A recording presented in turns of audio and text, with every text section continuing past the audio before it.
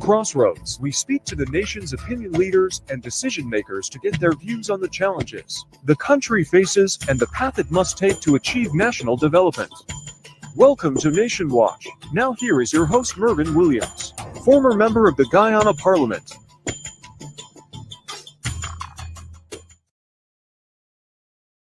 Hello and welcome to today's edition of Nation Watch. Today is Sunday, 24th November 2023. Closer to Christmas, closer to elections, regional and national.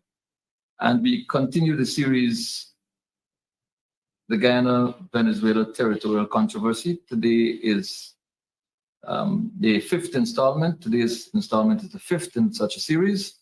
And today we have with us two esteemed gentlemen. I wish to introduce you without delay to our guests. Retired Rear Admiral Dr. Gary Best, former Chief of Staff of the Guyana Defense Force and Central Executive Member of the People's National Congress Reform. Dr. Best, welcome to Nation Watch. Thank you very much. And sitting beside Dr. Best is Dr. Mark Curtin, Professor of International Relations, gentleman who has committed close to 40 years in the education of our nation and our region at the tertiary level. Dr. Curtin, welcome to Nation Watch. Thank you very much. And I ask to use this opportunity to congratulate Dr. Gary Best on that high academic achievement, the award after lots of study and research of the PhD degree in international relations at the Institute of International Relations at UWI. Congratulations, Dr. Best. Thanks very much, Doc. Congratulations are in order, and I join Dr. Curtin to congratulate you, Dr. Best, on behalf of the entire People's National Congress Reform family and former and serving members and officers of the Guyana Defense Force. Thank you very much. I'm sure everyone will be very, very proud of your accomplishment, as we are. So like I said, ladies and gentlemen, we are going to continue this conversation on the Guyana Venezuela Territorial Controversy. And I'm going to invite Dr. Gary Best to walk us through a position that he has been articulating nationwide relative to the Constitution of the Bolivarian Republic of Venezuela and the Cooperative Republic of Guyana as it relates to the definition of the two countries' borders, and particularly as it relates to the naming and description of the 23 states of the Bolivarian Republic of Venezuela and how those boundaries can be amended, if at all, as well as the legality in the actions of Venezuela regarding boundaries in the context of its impending referendum of December 3rd, 2023. Dr. Best. Thank you very much, Morgan. I wish to start by saying that the impending referendum by Venezuela purported to annex Essequibo, a sovereign county in a sovereign state, by all measures on international law, is unlawful and illegal. Let me say, however, that the territory of Guyana is described in the Guyana Constitution. Previously used Article 1 in the 1966 Constitution, and then it became Article 2 in the 1980 Constitution. But what is important is that the boundaries we have in the 1966 Constitution at the time of independence are the same boundaries we have in the 1970 Republic Constitution and the 1980 Constitution. Those boundaries are demarcated based on what the British handed over to us. So Guyana is a successor state in this case. And the successor state has all the rights and privileges of the predecessor state. So we have never added or subtracted anything from our boundaries in the course of our history. The other thing about the constitutional provision and the constitutional relationship to our boundaries is that only a national referendum can change the boundaries. Okay? Only a national referendum can determine or redefine the territories of Guyana.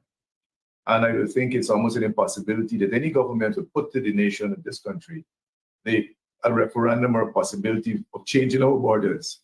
Also, when you look at it, if you read Article 2 of the Guyana Constitution, the boundaries, you cannot subtract anything from Guyana boundaries or Guyana's territory, but you can add it according to how it is written in the Constitution.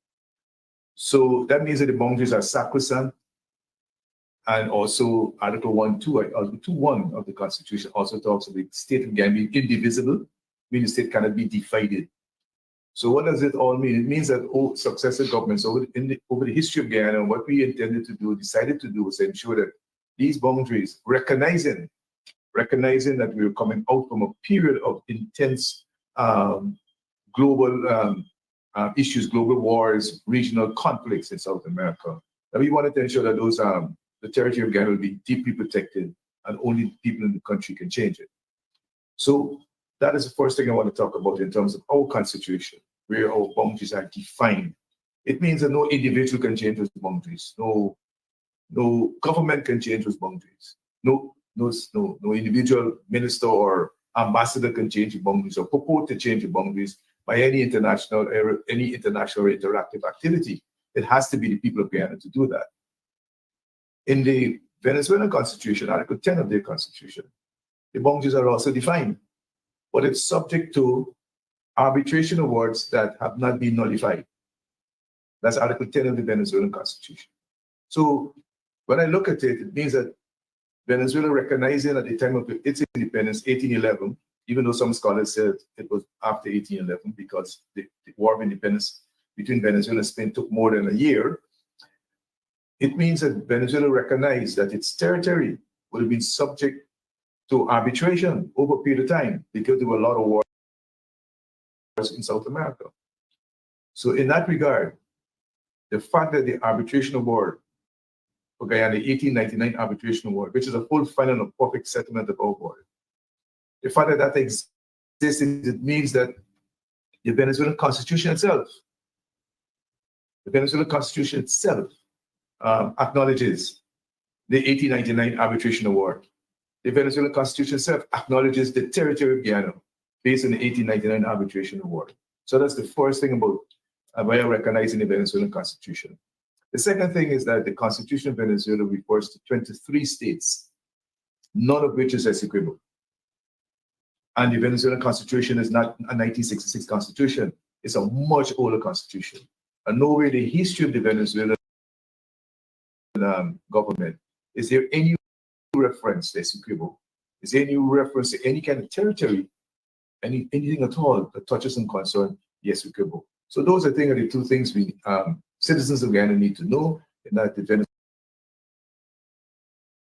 Venezuelan Constitution itself actually gives rise and cognizance to the 1899 arbitration award, and that executable is nowhere in the Venezuelan Constitution and not part of the 23 states. However, executable is a part of the nation state of Guyana, and that is in our Constitution as part of our boundaries. So that's what I want to say. What is interesting to observe is a possible nexus between the referendum, especially question 5, which talks about annexation, and the issue of constitutionality, whether or not, as a result of this, they may want to add executable in their constitution, because it talks about just 23 states. That's right. So I think one has to look at that too as a possible impact of the referendum of December 3rd. I'm sure Dr. Best would like to bring his legal skills to the table in this regard. Well, I would say it is not beyond reason to look at the actions of the Maduro government, the bellicose language coming out from ministers and defense ministers. The term used actually by the Guyana team is legal guerrilla warfare against Guyana. That's as the ICJ.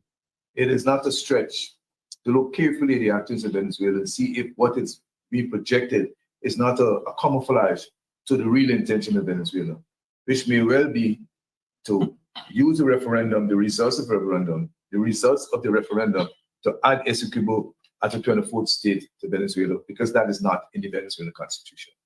This could be a backdoor for Maduro to try to get it into the Venezuelan Constitution. So executable, they can argue is now part of Venezuela. And the legal implications of that, both for both Venezuela and Guyana? But it's monumental. First of all, it's against international law. That's the first thing, which brings into sharp focus Guyana's diplomatic effort in dealing with the sanctity of our borders and the protection of our borders. It brings into sharp focus the regional approach to this issue, how committed is CARICOM to Guyana, to Guyana's boundaries, how committed is CARICOM to Guyana's territorial integrity, how much are they going to put into that? So it brings into sharp focus all those regional players and regional considerations when you look at Guyana. So Guyana, Venezuela is not really a singular problem.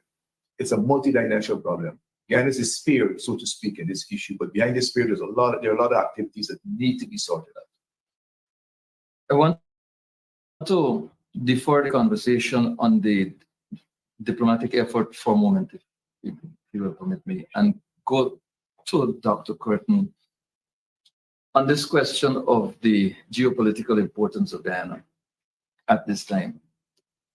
It is being suggested in some quarters that the Palestine-Israeli conflict has to do with oil, has to do with a maritime exit to the Red Sea for the movement of oil, and that might be one of the larger bases for the conflict, control over that space that these activities are being seen as necessary. And Guyana, with her 11 billion known barrels of reserve and counting, sits here while that is happening between Israel and Palestine, and at the same time as there's the Russian conflict with the Ukraine. In a geopolitical sense, how important does that make Guyana? How important does that present Guyana as a solution to the world's problems in terms of petrol? Well, in the first instance, we see where there's a changing global economic and political environment. And I would say that while oil may be one of the contributing factors to the Palestine-Israeli current conflict, it is not the only one. There is a larger set of issues in that. But I see that there's movement globally to reduce dependence on Middle Eastern oil. And here we see a new player, a new geo-economic element emerging in the new oil and gas sector in Guyana. So what I think that one of the factors influencing this unprecedented action by Venezuela is this avarice, is this greed, which we now see emerging in relation to Guyana's new sector, new petrochemical sector. And so I think because of that new interest globally in securing access that is unimpeded to oil and gas has meant that Venezuela has seen Guyana as the area in which they can, at this time, attempt to control, or some people might argue to steal. So what I see as part of this is not only indications for Guyana in relation to the geopolitical context in which we're operating now, but it has a regional reach, as Dr. Best indicated, that we have not only that economic interest, but I think the political element is also important, equally as important, because we will have to have the kind of unequivocal support from the region, because I think there's impact. And as Dr. Best suggested, there's a maritime element that's also important, not only for us, but for the Caribbean. Precisely, and that the maritime element is, I don't think it's undervalued, because a lot is being said, a lot of focuses on the land boundary, and one can understand that. But the maritime boundary, Guyana's maritime boundary, sprung from the land boundary. That's where we begin the delimitation and multiplier going up That's our most western boundary. Mhm. So we have 240,000 square miles thereabout of sea space in our exclusive economic zone. You're talking about the possibility of having to redelimit that. That will impact the maritime boundary between Venezuela and Trinidad and Tobago. And it goes further out to Grenada and Barbados. And if you were to see space, there are a lot of challenges out there in terms of finally delimiting a number of the economic zones in the regions. So it's really far-reaching, the whole impact of this action, this threat by Venezuela in relation to Guyana's territory. So on the political side, we have difficulty. Geopolitically, we have challenges. And in terms of the geopolitical Latin, I would want to say, that is a very important, I think a very important recognition at this point in time that we have a major player in the region with whom Guyana seemed to have had less relations recently Yes. than it ought to have had historically. And I refer here to Brazil. Yes. I know Dr. Burton is the foremost expert in this area. If you will, before we touch Brazil, because I see that as a big question. I want to ask you to direct your attention to something that Dr. Curtin referred to when he presented just moments ago, support of the region meaning CARICOM. Guyana is a founding father, founding state of CARICOM. Guyana has always been committed to CARICOM. But here it is now that Venezuela's economic diplomacy through Petrocaribe and maybe other arrangements that we do not yet know about seem to be causing some division, some weakening of the support that Guyana is receiving from CARICOM sister states. I refer to one of the CARICOM statements, which was bold and loud, most welcome, that CARICOM supports Guyana's territorial integrity and national sovereignty in the face of this impending threat and so on. But then there was another statement which spoke to the need for our region remaining a region of peace and CARICOM relying on the ICJ hearing and determination of this matter and so on, a kind of a softening. And then we saw Venezuela's ambassador speaking in St. Lucia, suggesting that somewhere in the region of 85% of Guyana's energy supply came from Venezuela, and that since that has been cut off, Guyana is in some form of crisis, so that the economic diplomacy of Venezuela seemed to be hard at work in the region. What are your thoughts, first, Dr. Curtin, on this whole question of CARICOM support, given what we know at the moment, and what can we, as a founder of CARICOM, do to improve this kind of support that we're getting and we expect to get? Well, in my view, what we've seen is Venezuelan petro diplomacy at work. We've seen some of the states, especially those of the Eastern Caribbean, having a level of dependence on Petrocaribe, the benefits of Petrocaribe. And what we've observed is that there has been a level of fragmentation, and one could argue that, countries must operate in the national interest. But when there's an existential threat from a member state, as you mentioned, one of the founding states of the regional integration effort, that we must see a more robust kind of support coming from all of the states of the region. And in this regard, and I've already indicated that's one of my recommendations, that there should be an urgent meeting of CARICOM, maybe asked for by Guyana before the 3rd of December, to ensure that, well, first of all, the only item on the agenda must be this existential threat to Guyana. And for us to get the kind of vocal support that is demonstrably available region-wide, that you can have individual member states and as a collective coming out saying that this is it. This is our position, unequivocal, unadulterated, full support of Guyana's position. Now, I also see that there is obviously dependence on Petro-Caribbean from the small states. And so I want to be bold enough to suggest, to recommend, that we look at an adjustment of Petro-Caribbean to include, not to give our patrimony away, but to include the new oil-producing states. Is one, Guyana is one already. Suriname is due to come on stream. Trinidad has some facilities that could be re-engineered to deal with it, the oil, the refinery arrangements.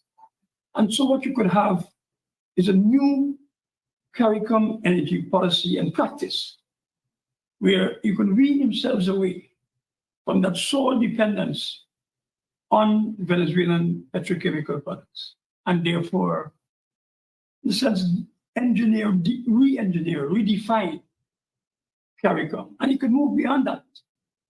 We can look to our neighbors to assist us in, say, the issue of solar energy. We can go beyond that. For fun. There's experience in Brazil and ethanol. Yeah.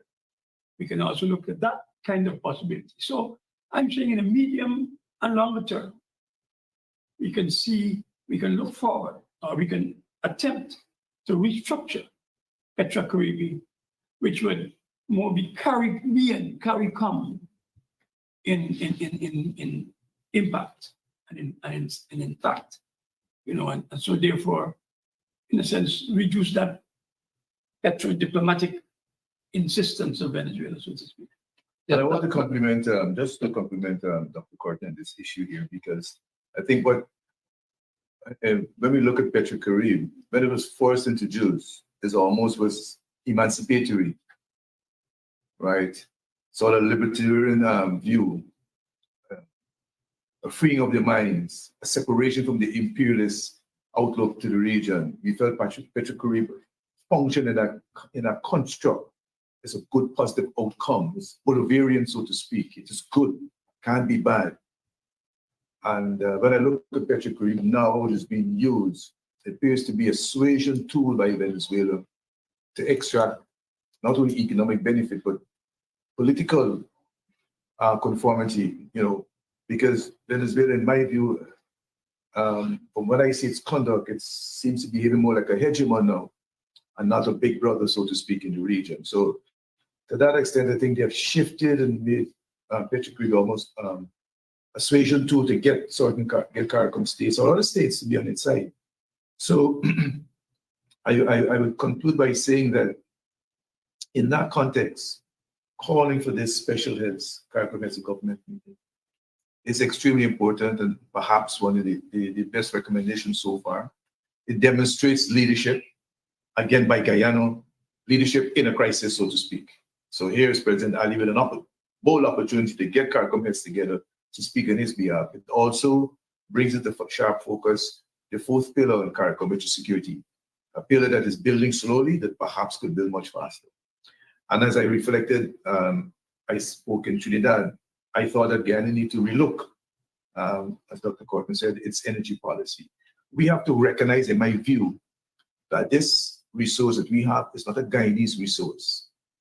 It's a Guyanese held resource, but not for Guyana alone, to be shared by the rest of the Caribbean, to be shared by the rest of CARICOM. And I think we have to be bold in making that statement, because we must not forget the support Trinidad and Tobago gave us in hard times. This country must not forget that. So we as a nation should really make that commitment to CARICOM, that we're there for them. We've got more resources now, and we're there to help CARICOM in terms of financial support, debt support. We may not be able to transfer actual crude oil directly to them. We can create a fund like the Trinidadian did, and to that fund they can go and get soft loans for their to deal with issues, crises, deal with after hurricane challenges. So I think we have to make CARICOM feel that this resource is not only a Guyanese resource; it's a resource being held by Guyana for the rest of the Caribbean. I think that would be a strong statement and a shift in our diplomacy within CARICOM. So I just wanted to How do we mention pursue that in the context of what we're getting out of CARICOM? There are bilateral agreements between Trinidad and Tobago and Venezuela, between Barbados and Venezuela. We have heard some regional leaders say publicly that Guyana and Venezuela must ensure that this zone remains a zone of peace. Equating Guyana's position, as it were, with Venezuela's obvious aggression, that puts Guyana in a bad place because Guyana is really the victim here. And for a CARICOM state, which was also a founding member of CARICOM, to issue a statement such as that raises some questions in my own mind as a citizen of Guyana and of CARICOM. That adds to the view that we should have a special meeting to look at this particular circumstance and to develop from there. Because, you know, indeed, as a founding state, I think we have to look at the legacy of Mr. Burnham, for example. which we can leverage. We can leverage that legacy as because the capital or the headquarters of CARICOM is right here. But your question is a very deep question, right? How do we navigate within this context, within this circumstance where Venezuela is threatening us, and some of our CARICOM brothers and sisters don't seem to be fully and 100% cooperating with this effort? I'm not sure, but I would want to suggest that perhaps if it is strategic ambiguity by some nation states, I can understand that. But the thing is that I'm not sure what it is. If it's simply being persuaded by Venezuela to be not in conformity. Well, I just want to jump in here, if you don't mind, to make the point about Venezuela's diplomatic effort in CARICOM, where its ambassador spoke recently in St. Lucia. I think I mentioned that before. So it is, and Delcy Rodriguez, the vice president of Venezuela, has also been making statements, public statements, some outside and some inside the ICJ, regarding what she thought was Guyana's dependence, so to speak, on energy supplies from Venezuela. So it is apparent to me that it is some cases of arm wringing here, using economic leveraging by Venezuela that is resulting in this. And it is troubling from the perspective that here are CARICOM sister states being afraid, so to speak, in my view, this is my personal view, of coming out openly and supporting Guyana unconditionally. Well, you know, in terms of our territorial. But I believe that there's a level of fabrication, Okay. being articulated by Venezuela also. Yes. Its propaganda has gone far and wide. And I don't believe that Guyana has been robust enough in its sensitization, both of its own people and that of the region. And beyond, I remember just last week, both Dr. Best and I were in Trinidad. And some of the questions people posed to me outside of the event indicated not only a misunderstanding, but a lack of information, basic information on Guyana's on the rightness of Guyana's position. And so I think coming out also should be a recommendation that says that you must have a more robust diplomatic effort. First of all, at the level of the citizenry of Guyana, there must be daily updates, because you can get misinterpretations, you can get misconceptions and misinformation. And I think that we have to ensure all the stakeholders participate in this effort. I agree, and I agree, Dr. Curtin, and we may be going outside of the sequence, Morgan, but It's important to mention it now. I want to mention it now. That the only matter before the ICJ right now is the validity of the 1899 arbitration award. That's all. Yeah. Not Guyana's boundary. Yeah. Just the validity, and the government, I think, would be wise to keep repeating that all the time. Yeah. The only thing before the ICJ is the validity of the award and not the boundary. And that they're not there to change the boundary of Guyana, to determine the validity. And that's very important. Second thing is that the Geneva Agreement that was signed that created framework of continued dialogue and continued discussion in Venezuela doesn't mention Essequibo at all. And secondly, it has no mention of Guyana's boundaries inside of it. So I think, and that's what Venezuela's been using. I think that was the suasion tool that left the rest of the Caribbean without information as to what was happening, that we were in some of breaching the Geneva Agreement, but it's absolutely patently false. So we have to get our information into the region. The government has to lead this effort to get information into the region to say, one, nothing about the equivalence in the Geneva Agreement and nothing about Guyana borders. And the only thing before the ICJ is the validity of the 1899 arbitration award. And Guyana's case is as strong as an ox when it comes to that. I think that is the kind of approach, robust, we need to get into the region and into our citizens again to understand the position at this point in time. I thank you very much for that, because Nation Watch has assumed a role in this series on the issue of Guyana Venezuela territorial controversy to impart information to our citizens, both at home and in the diaspora, so that, you know, the kind of clarity that you speak to is available. We know that, Dr. Courtney, you mentioned the need for public education and awareness and so on. We recognize that there is sort of deficiency coming from the government side on this matter, at least for now. And we hope that that is repaired and we get a more robust program going out there, which involves the parliamentary opposition that represents 49.5% of the voting population of this country as well. So my calculation says 51, but I leave you to your 49. No, I'm dealing with the official numbers that have been declared. But this can't end on December. It cannot. It must not. Is the beginning, yes, of a new phase that has to be total engagement.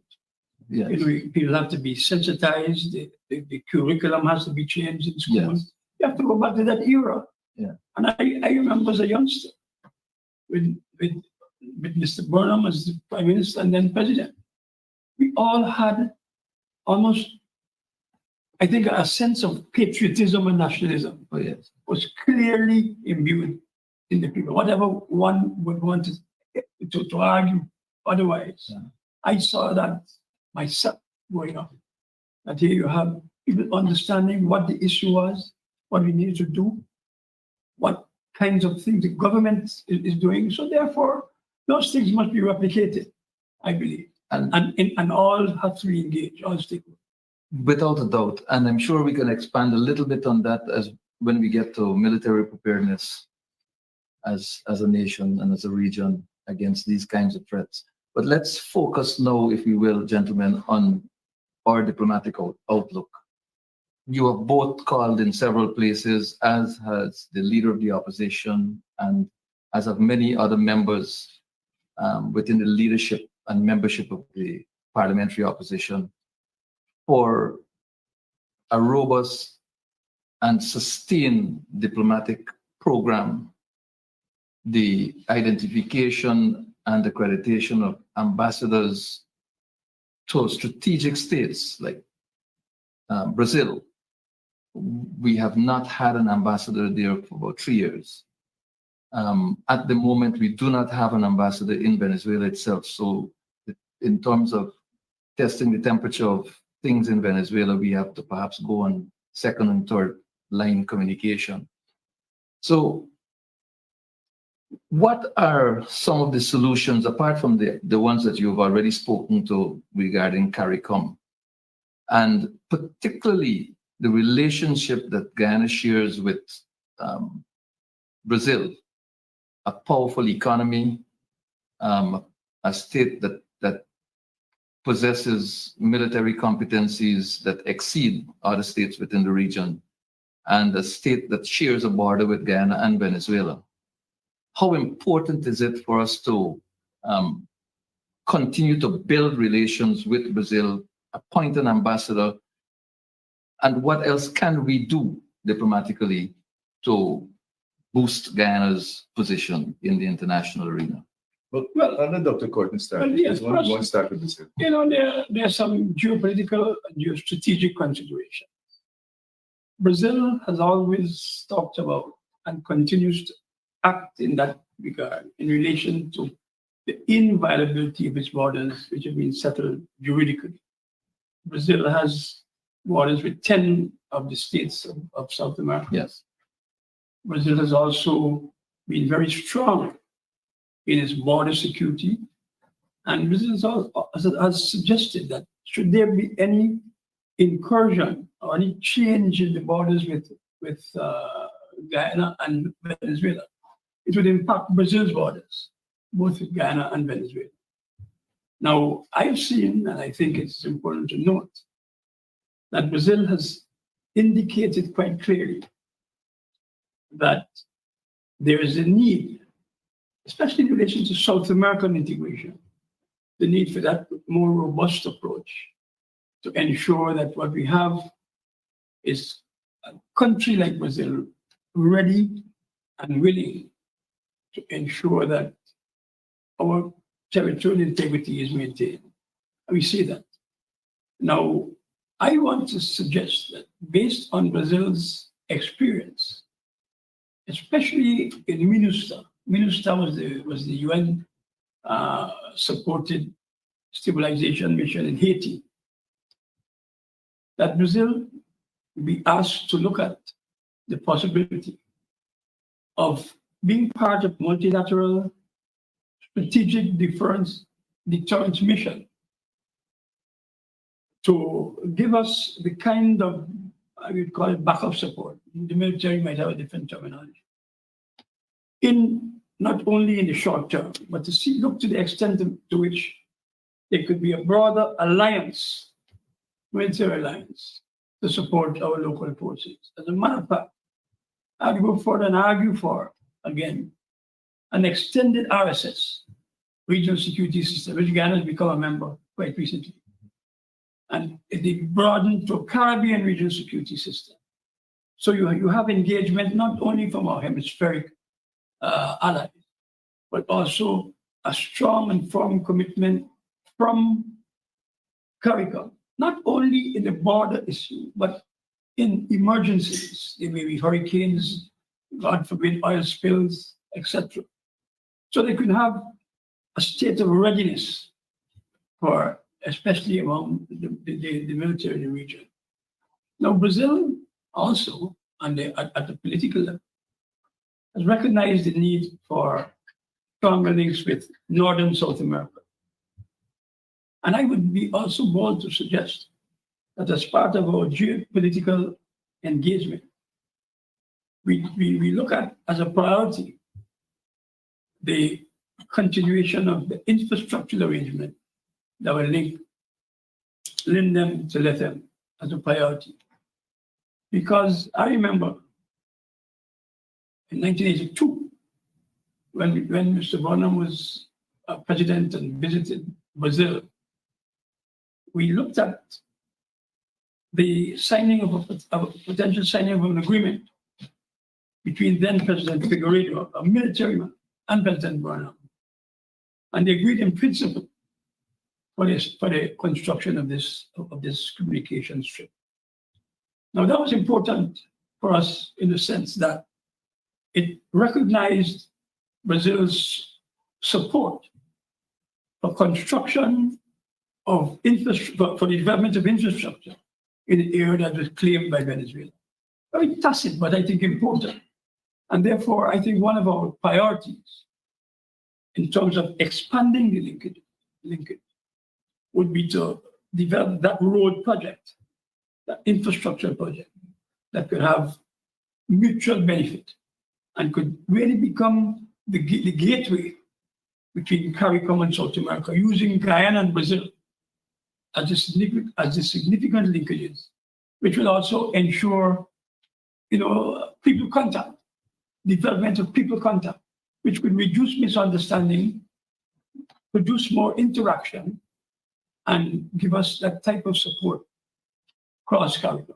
Do you see a role in this proposal for the Amazonian Cooperation Treaty Organization, of which both Guyana and Venezuela are members? Well, ACTO is an important component. Remember, in 1978, Brazil had pioneered, in a sense, the emergence of the first multilateral cooperation arrangement in South America, the signing of the Treaty of Amazonian Cooperation, which later became ACTO. Actually, But I think it was important, and it continues to be, for several reasons. Because we have to ensure that some of the components of that, the protection of the Amazon's flora and fauna, the non-internationalization of the Amazon, I think that's an important component Brazil talks about. Yeah. That we must look at the Amazon states and develop that kind of linkage. And so I think it also has a role to play indeed in reducing some of the tone of Venezuelans. particularly as part of the Amazonian region falls Yeah. inside Guyana. Yes. Yeah, Yes. Guyana's part of the Yeah, part of the Amazon. Amazon. And Guyanese, But remember that we're part of the Amazon. But I don't know if we can go a bit further and look at CELAC, for example, Yeah. Community of Latin American and Caribbean States. Mhm. 33 members minus the US and Canada, right? Now, Brazil had, in a sense, pioneered it also. When in 2009, there's a meeting of the first meeting of Caribbean and Latin American states ever without the presence of US and Canada. In a place called Costa de Sergipe in Bahia, which some of us were part of this. And we saw where CELAC was an instrument for broadening the interaction. And one of the principles was adherence to international law, the recognition of the sanctity of settled borders. So my view is that we should use CELAC, for example. And by the way, you know that now the current chairman of CELAC is the Prime Minister of St. Vincent. An interesting development So we in the have- context of So we have Venezuela. to look at all those strategic, areas to ensure that CELAC becomes engaged in understanding our position. There's also, permit me to this. Yes, Go right ahead. Go right ahead. There's also the Association of Caribbean States. Yes. The ACS came about as a result of the thinking of the wise men of the Caribbean, we call it that, the West Indian Commission. And in their report, Time for Action, they indicated quite clearly the need to widen and deepen the integration movement at one and the same time. In that report and in the thinking of the development and establishment of the ACS, we also had a security component where member states must ensure that the territorial integrity of these states is recognized and that the borders remain sacrosanct. And so that we have a range of regional instruments, regional agencies that have to be involved vigorously in this process, so that we can articulate the correctness of Guyana's position. And Doc, to complement what you're saying, operationalizing some of these instruments Yes. is what I think is what's key. And operationalizing some of these instruments will require significant country contributions. Because I learned growing up and listening in my own organization, the GDF, and listening to strategic discussions then, that there's always this view that you should try to pay as much as possible, pay as much of your own money for your own security. So you're talking about country contributions, but an important, I think it's Article 5 of the RSS Treaty says an attack on one is an attack on all. Yeah. So what we've signed on to in CARICOM in the RSS is that if one nation state is attacked, it's an attack on all nation states. When you look at that, it talks about how do they come to support. But I want to make this point before you come in on Morgan. I find it very awkward that we would not have diplomatic relations, we will not have an active embassy ambassador in Venezuela and Brazil, two of the most important strategic neighbors for Guyana's security in that context. It is beyond comprehension to me, because I don't know of any diplomatic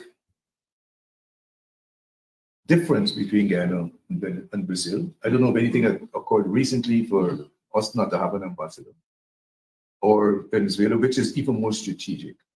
So it doesn't sit well with me to know that these two countries, which are so critical to Guyana's security, one for information and best relations, because you have to keep talking. If you don't talk, you end up fighting, and Brazil. So I've never heard an answer from the government in this sphere. Questions were asked: why is it we don't have an ambassador in these countries? What could have caused us not to have an ambassador in these countries, and perhaps have one in Kuwait or another place much further than Guyana, and not in these two critical countries? The second point I want to raise about that is the strategic importance of Brazil in relation to Guyana. Because Dr. Court, Brazil talks about, something of encirclement. They have concerns also as a nation state. Brazil is a counterweight to Venezuela, but Guyana, even though it's a small state, also can serve as a counterweight in relation to Brazil against Venezuela. Mm-hmm. Because Brazil could see some ideological similarity between itself and Guyana, being two countries with a particular characteristic. One is the only English-speaking country, and the other is the only Portuguese-speaking country in the continent. So the things that Guyana could use, and Guyana has used in the past when it comes to Brazil. So I support the point Dr. Court is making, that the importance of Brazil, and I'm underscoring I would say in my mind, I want to be careful of the words I want to use here, right? The sort of lackadaisical approach to the Guyana Venezuela diplomatic interaction by not having an ambassador in Caracas also for quite some time. Nation Watch has raised that issue multiple times and will continue to raise it. We're winding down on time, and there's a very important aspect of this conversation that I want to ensure we get in. Although we can stay with that one for much longer. Military preparedness. Here we are talking about the regional security system. Here we are speaking about the importance of Brazil in the whole conversation regarding our territorial controversy with Venezuela. And we know the role that Brazil has played over the years in support to the Guyana Defense Force in areas of training and other levels of support. We also know that during the tenure of Mr. David Granger, Brigadier retired, as president of this country, we had very robust and evidently robust relations with Brazil, where a number of well-decorated generals visited our country, and there were exchange visits across. Obviously, President Granger saw the importance of strategic military alliances. Where we are now, Venezuela, I believe, is a provisional member of CARICOM. Am I right? So, No, Venezuela. Yeah. Venezuela thing has an observer status. Observer status. I'm not sure we're provisional member. So, okay, let's stick to what we know. We know that they have observer status. They have an interest in CARICOM. The regional security system, we had an experience once where there was an investigation locally. The RSS was involved in it. We didn't know who was doing what and so on. How confident are you, gentlemen, with what the RSS can do in the circumstances? And do you see the need for a call for deployment of troops, for example, at some stage being necessary? And will RSS, will CARICOM, will our partners support us in that area? Apart from our own state of readiness, which we'll talk about another time. But I think it is a very important question, and also at the same time complex, based on the geopolitical relations within the region, both South America, Caribbean, and then South America, Caribbean, because sometimes national interests become the first thing that nation states think about. But I don't want to think that those strategic alliances continue between the Guyana Defense Force and all those countries. Maybe it's not as visible as before in terms of media, but we have strong relations with the French through French Guyana, strong relations with Brazil. They had a recent annual summit was held recently. Yeah. There's training that continues. So I think those bilaterals continue, but they're not at the level of defense cooperation agreements, right? So where you have the possibility of troop engagement in the state, because that's not the easy thing to do. I don't think any government could go and sign any defense cooperation agreement that brings troops in together without having a majority, not a majority, a significant parliamentary majority, maybe 2/3 of the parliament, because that's a major issue to go through. So in the sense of the competence of the readiness of the defense force and so, I am not worried because of what we are trained to do in the circumstance, because the whole defense approach is defense diplomacy. And we talk about total national defense. They have several components.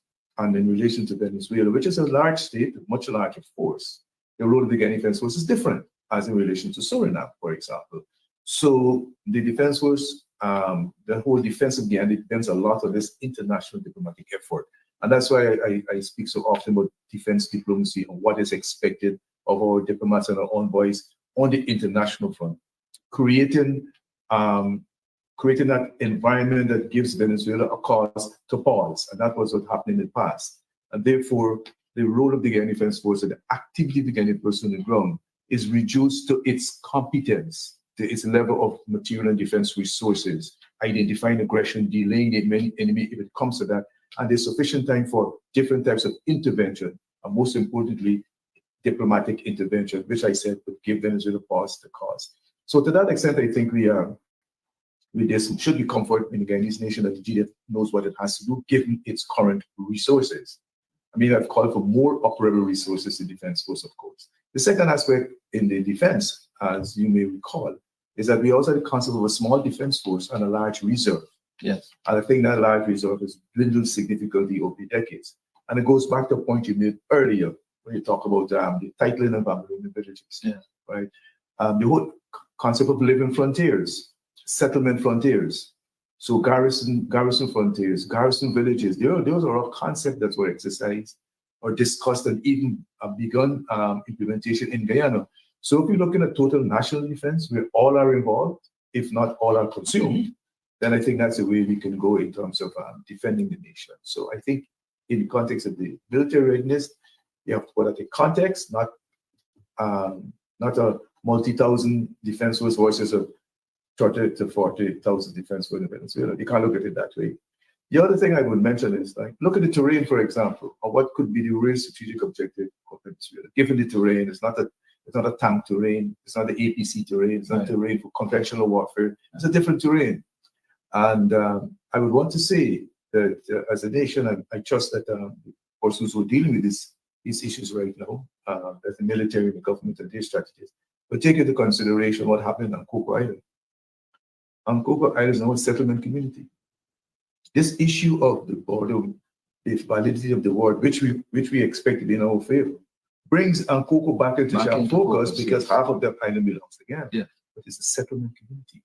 You have houses and homes of people living there. Yeah. And that reminds me of Palestine and Israel. Yeah. So we have to be careful of a settlement incursion in Guyana. That Essequibo was settled by migrants, settled by Venezuela who became migrants. And eventually, over the decades, we lose Essequibo because of settlement incursion. So we have to be careful as a nation state, how we deal with it, how we look at it. And like I said, I trust the defense experts working with the government will consider that. And I do hope they're considering this possibility of a settlement incursion. More difficult to remove settlements afterwards than to fight a convention on that. Which is a point. I'd love to have you back to discuss that particular topic as a full program. Sorry. No, I would say one of the books I read as a young graduate student was The Art of War by Sun Tzu, Chinese pioneer in history, strategic thinker. And one of the takeaways, and it's a long time ago, one of the takeaways was the diplomacy, psychological element in that as a component of that activity. And what I've observed these days, that there's more what I term transactional diplomacy here, rather than a diplomatic effort, which is basically, structured and with a grand strategy. So my comment would be that we have to move to that kind of strategic thinking. Which leads me to, I hope this wouldn't be my final question, Dr. Curtin, which leads me to this question. 1976-1992 titling of indigenous lands in Guyana by first Prime Minister Burnham and then President Desmond Hoyt. They were somewhere in the region of, well, in the first instance, there were more than 70 villages titled, including places like Baramita and so on, right on the frontier there. Whitewater, Kamwat, and so on. Well, first of all, it is evident that meaningful occupation and use of land resources speak to the whole question of ownership in the eventual outcome.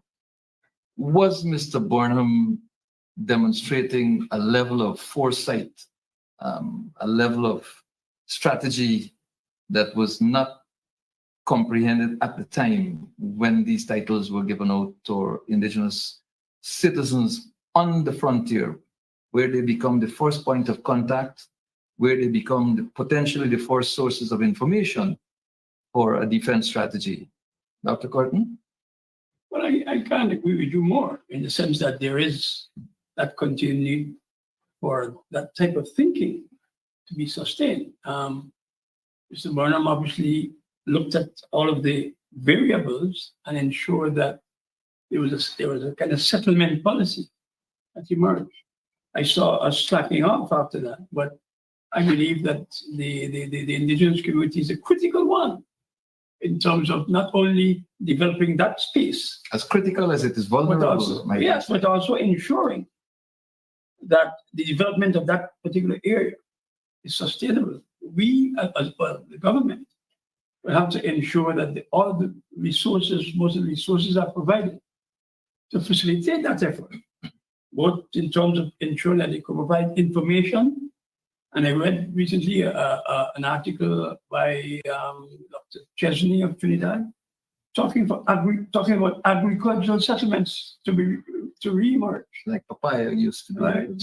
And the role of the indigenous communities in ensuring that that kind of engagement is sustained, and the government's role and wider stakeholder participation in that approach. So I think that, yes, to answer your question, I think that indeed that there was a strong level of foresight, vision by Prime Minister and then President Burnham in that regard. I saw it kind of reduced after 1992, maybe almost disappeared. Yeah, but we were meant to build on that because we had the concept Yes. of total national defense. Before you run into that, Dr. West, add this little bit to your response. Mr. Burnham also had a settlement policy for Caribbean nationals, particularly St. Vincentians and St. Lucians and Jamaicans. Add that to the pot as you. Well, I would, yes, Caribbean settlement, several Caribbean nationals, that was strategic and that was, I would say, brilliant. But I think the message I'd like to put out there is that President Burnham saw those frontline villages as our frontline troops. Because if you look at Article 33 of our Constitution, it is a duty of every citizen to defend the state of Guyana. Not some citizens, every citizen to defend the state of Guyana. We don't have a conscription system in Guyana. What it means that everyone, depending on where he or she stands at the point, if you're a businessman, you have a duty to defend Guyana. If you're a politician, you have. If you're living on the frontier, you have a duty to defend Guyana. So I think that was boldly strategic. And the reserve was being built around those villages and those communities.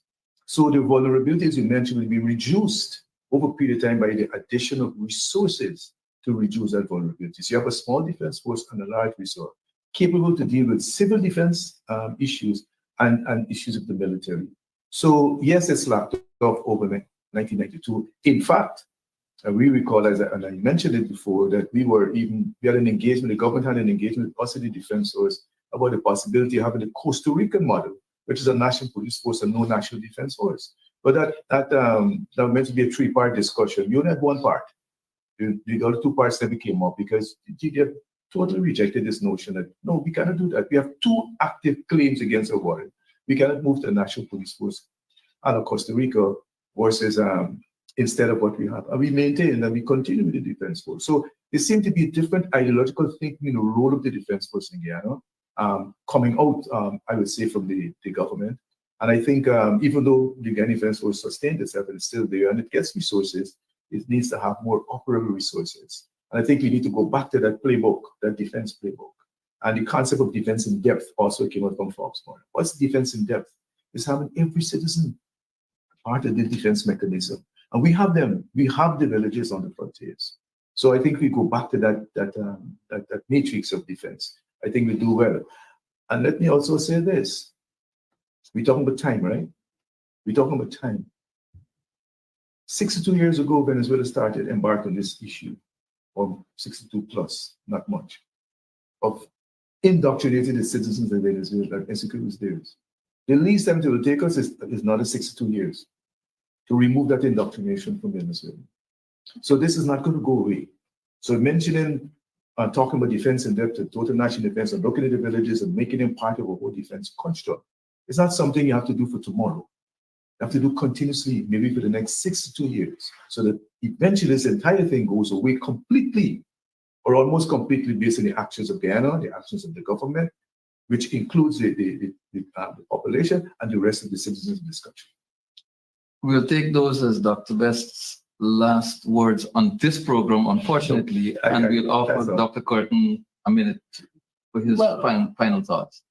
Yes, I believe that we have to operate on different levels. First is to ensure, I want to reiterate the need for a sustained engagement with the people of Guyana. Be aware of what it is, where we are, where we're going in relation to this. My view is that we cannot be in a situation where it is divisiveness. It has to be a total national unified effort. We can't afford to talk about xenophobia and all these issues that are peripheral. So a strong national effort against what I see as an existential threat. So there must be an engagement of all the stakeholders, fully engaged in the process, believing or understanding that there's no partisan engagement alone, but we all, as I say, we all are involved, or we all consume. That's my final. Thank you very much, Dr. Curtin. Yes, I know you said the last, but I think I wouldn't do justice if I don't mention just quickly. There's three things that we talked about all the time. We were talking about without mentioning. Yeah. There's three things that are required really. It's to inform, right? That's the first thing, and that information that we talk about is now getting stronger, but it's on the weak side. You inform. You have to motivate, and then you have to mobilize. Those three interact. That's the duty of the government, meaning the government and opposition. National preparedness. Exactly. We inform, we motivate by statements and unity, and then we are able to mobilize in defense of the nation. Just wanted to mention that is critical. Thank you very much, gentlemen. And in closing, I wish to join my guests in calling on the government of Guyana to seek an emergency sitting of the CARICOM heads of government to discuss exclusively the Guyana Venezuela territorial controversy and to find solutions, diplomatic pathways to a peaceful solution, peaceful, lasting solution to this controversy. Gentlemen, it has been an honor to sit here with you and to have this conversation for the past hour. And I thank you very much for taking time out to be here with us on Nation Watch. Thank you. And to our viewers, thank you very much for joining and staying with us throughout the course of the program. I'm sure you're better informed now. And join us again next Sunday, same place, same time for another program of Nation Watch. Until then, I'm your host, Marvin Williams, saying God bless.